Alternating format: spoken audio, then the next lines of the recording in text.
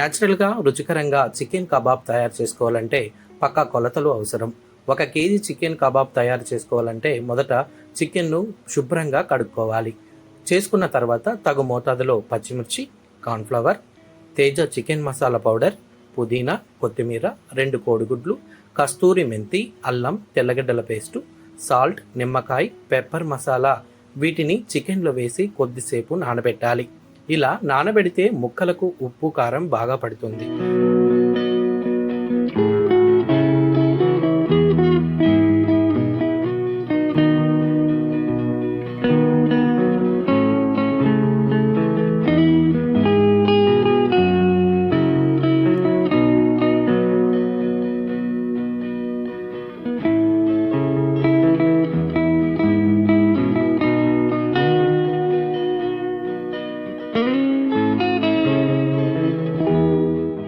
కొద్దిసేపు తర్వాత అందులో అన్ని ముడి సరుకులు వేసామా లేదా అని గమనించాలి. తర్వాత వేడి చేసిన నూనెలో దాన్ని ఎరుపు వర్ణం వచ్చే వరకు వేడి చేసి వేరు చేయాలి. తరువాత తిన్నామంటే సూపర్ టేస్టీగా చికెన్ కబాబ్ ఉంటుంది.